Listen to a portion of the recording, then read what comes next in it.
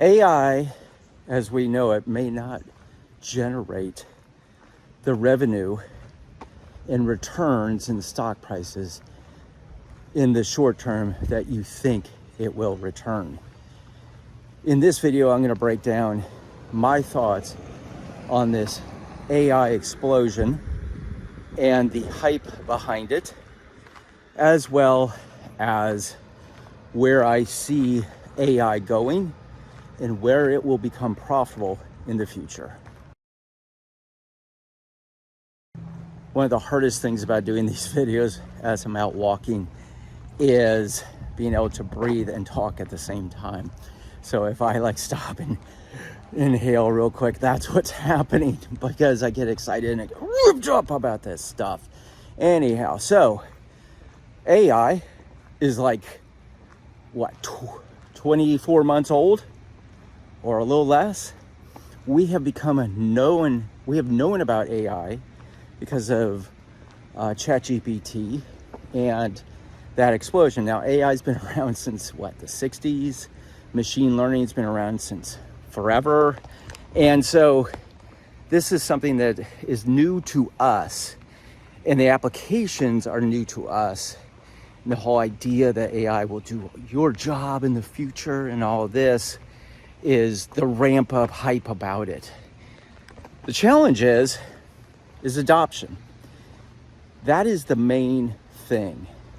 And because of all this money that's rushing in, I think it was recently Goldman Sachs put out a memo saying they're not really hyped on AI anymore because of the $1 trillion expenditure that's being put out, but it's the return on that money and how long it will take to make money on that.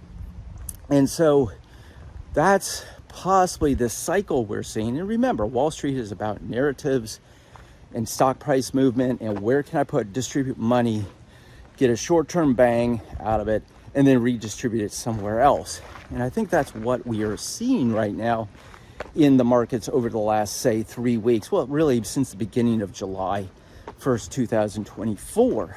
And it's this move, sorry about the jiggling, but anyways, it's this move into super concentrated in AI stocks, super concentrated in technology. We saw that with the EV market, over through 2023 with the hype on Tesla. It's going to change the world and everything is going to be electrical and you're going to get rid of that gas guzzling combustion engine and all these carbon credits and all this stuff and blah, blah, blah.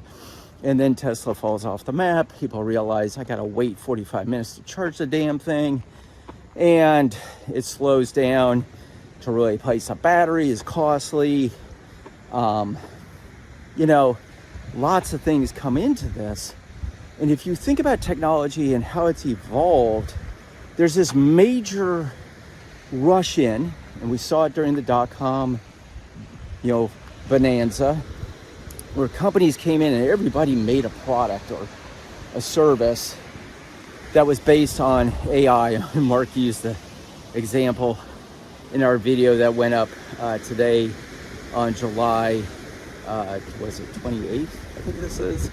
And he said, it was like Colorado Rock Quarry, went from Colorado Rock Quarry to ColoradoRockQuarry.com, and they were a .com company. Well, it's the same thing now. It's like, Colorado Rock Quarry is probably changing its email or web address to ColoradoRockQuarry.ai, because that's the thing, and everybody's AI now.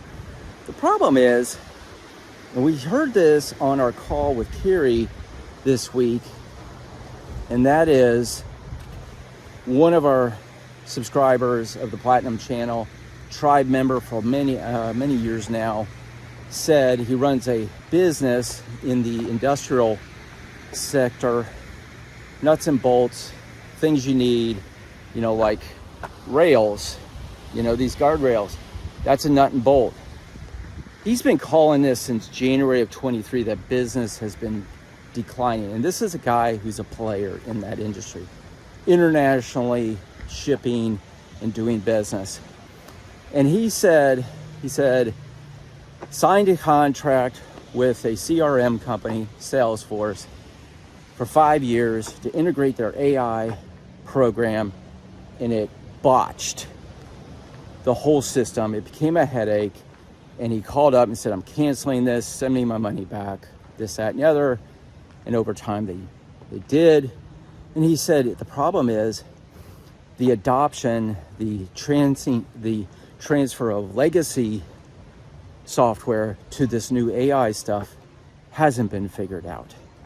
Well, if it hasn't been figured out yet, well then how many of these companies who've hanged their hat on the AI, coat rack are going to be in trouble? You're going to need to see adoption. And I think we're starting to see Wall Street go, wait a second, y'all are spending $1 trillion on upgrading to handle AI. But we've been through this before in the .com world, and previous to that, to any new technology, the return on investment is way down the road. An example of that is Amazon. Amazon came out, I forget the year, but they came out, they're a bookseller.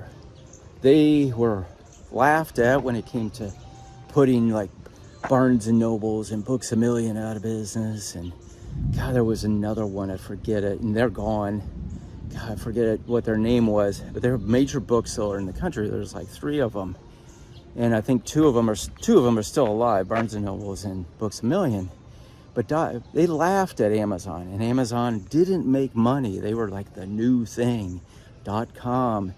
And then they came out with web services, and they had to ramp up all this data centers.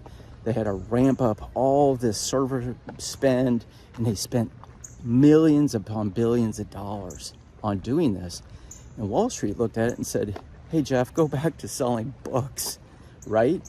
And the reason they said all that was because the amount of time for that spend to actually pay off was more than 3 months, was more than 12 months, it's more than 2 years. So if you look at what's happening right now and the AI spend that is going on, it's good for one company right now temporarily, and that's NVIDIA and the SMCIs of the world, and the companies who make the chips, the company that makes the chips for like Taiwan Semiconductor, those companies are getting that immediate bump. But the problem is that the return for the purchaser of those chips is down the road. Now, they say, this growth is going to do this, that, and the other. But Wall Street's looking at it going, we're all about today, folks. We want an ROI now. We want an ROI in 3 months, 6 months, at the most 12 months. And what I think is happening, and I'm seeing this through the eyes of the tribe member who said they canceled their AI, Salesforce AI CRM system, 5-year contract, $250,000 contract, a year, and because it wasn't adoptable. It was clunky. It didn't work. These companies are rushing into this so fast, and there's so much money spent on this, capital expenditure, that Wall Street's looking at it, the Goldman Sachs of the world are looking at this, and they're saying, we want returns today. You're not going to get return on that because we've done this with Jeff at Amazon. You're not going to get that for maybe 3 to 10 years. The other element about AI is adoption from a consumer level. How much AI do I need? How much assistance do I need? And am I smart enough and as human behavior adoptable enough? Does that make sense? Adoptable when it comes to something new. The majority, my generation's small, Gen X, baby boomers are gigantic. They're the biggest generation. Are they adopting this? Are they going, sure, I'm going to turn my house all over to Alexa or, one of those AI programs? And so the question you have is, is the adoption from a consumer standpoint going to be as rapid as Wall Street and stock prices have represented? My answer is no. How much do I need? I'm a smart guy when it comes to technology. I'm a smart guy. I can see where the world is going. I can see how all of this is going to work into my life, my health, number one, along with how fast I can do stuff. Like when I do all the, YouTube video shorts, I'm now using opus.ai. It can take a long format video like this, cut it up, and then I can then edit it, and boom, what used to take me a day to do, say, 5 videos, takes me 10 minutes now. So I see that happening, but for the regular Joe, that's a question of, is it adoptable for their regular lives? And the answer, in my opinion, is not yet. So then Wall Street looks at this and goes, well, that squishes the ROI, return on investment these companies are making, and it extends it out. It's going to be a longer format. And remember, what a company is if a company can be like a banger company, it could be producing the best products and services. Stock price is a whole nother thing. Stock price is short-term, finicky. And so at some point, everybody who's like into AI and preaching about AI and the companies who are behind it are going to be right. But at the end of the day, when it comes to your stock portfolio, it's about making money. And right now, you're seeing this rotation in markets from the hype has been worn out. It's run its course. Wall Street's looking at it. Goldman Sachs is looking at it, going, okay, now you're going to spend $1 trillion. When am I going to make a return on that money? When are you going to be making big bang returns? How is this going to change? When is this mass adoption from a consumer level going to happen? And what they have experienced in history and time, over time, is that it takes longer than what you think it is. The point of this is identify those magnificent companies that are going to change and evolve the world.